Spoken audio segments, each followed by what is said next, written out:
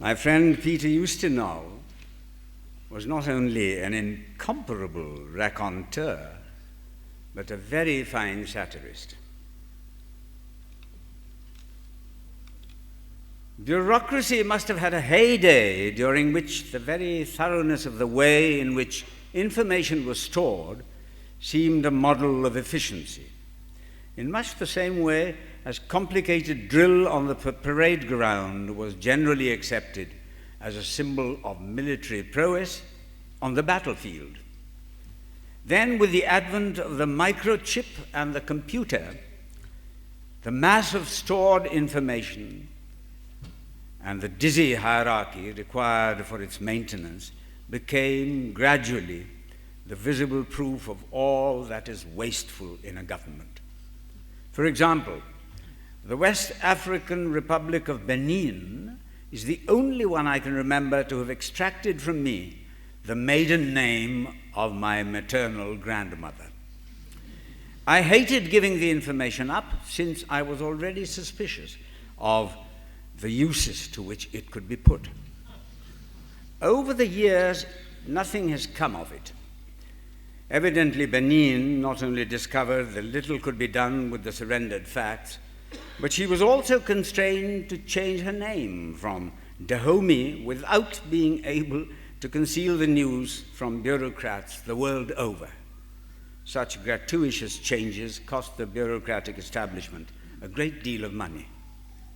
Think of the colossal upheavals in philately and in numismatics when Ceylon decided to become Sri Lanka, Upper Volta, Burkina Faso, and Persia, Iran. Sometimes, of course, a form of cynicism was allowed to pollute the pristine arteries of mega administration. Compelled to stand in a line for a long while in the American Embassy in London, I was able to reflect on this. My reason for being there was to procure a passport for my youngest daughter, then aged 6 weeks. One of the items on the questionnaire was, "Who are your 2 best friends in the United States?"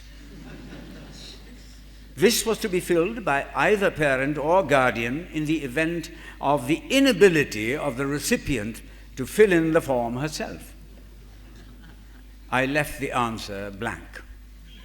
Eventually, reaching the vice consul, a powerful and somewhat masculine lady with a bass voice, I protested my inability faithfully to translate my daughter's predilection in the matter. I was told in no uncertain terms that all questions had to be answered.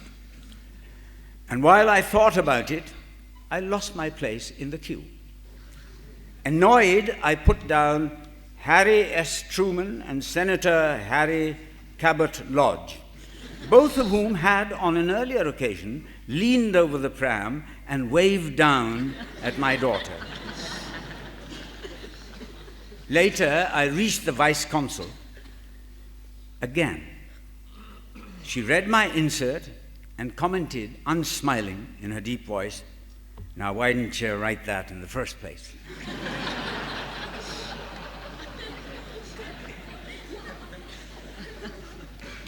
I remember being asked in another document from the American administration what color I was.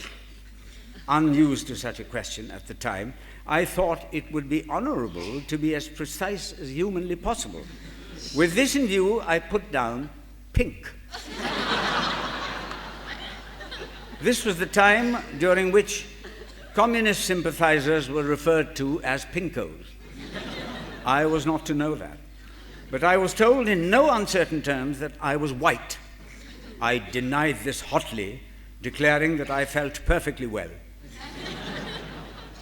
Another category I've never got used to is Caucasian. In my narrow experience, this appellation can only describe Americans, Georgians, or Azerbaijanis, all exclusive inhabitants of that beautiful part of the world.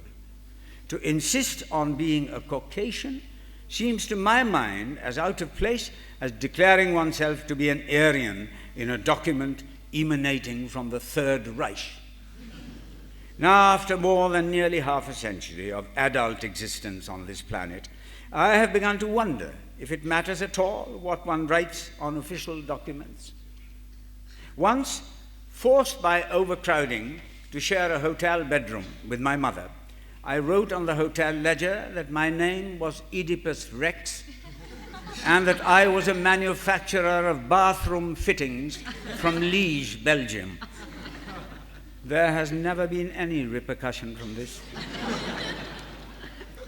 And while we're on the subject, I wish to share with the world classified information which has, up to now, only been available to the Benin government.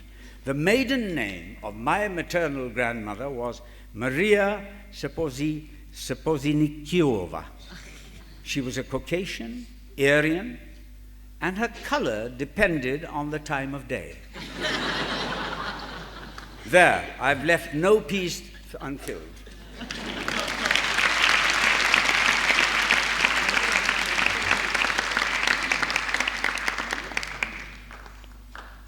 Children write about the ocean.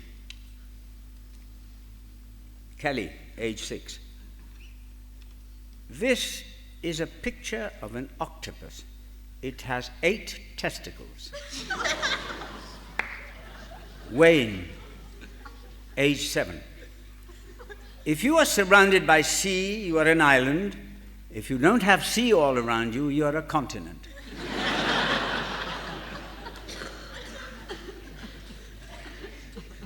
Kylie, age 6. I think sharks are ugly and mean and have big teeth, just like Emily Richardson. She's not my friend no more. I like mermaids, says Helen, age 6. They are beautiful, and I like their shiny tails. How do mermaids get pregnant?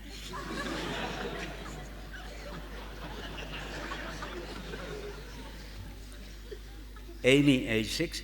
I'm not going to write about the sea. My baby brother's always screaming and being sick. He keeps shouting at my mum. My big sister has just got pregnant, so I can't think of what to write. And these come from a Catholic elementary school test. The Jews were a proud people, and throughout history they had trouble with their genitals.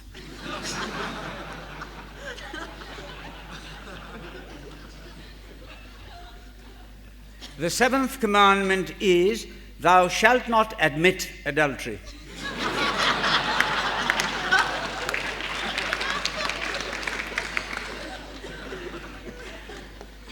When Mary heard she was the mother of Jesus, she sang the Magna Carta. Jesus was born because Mary had an immaculate conception. My favorite.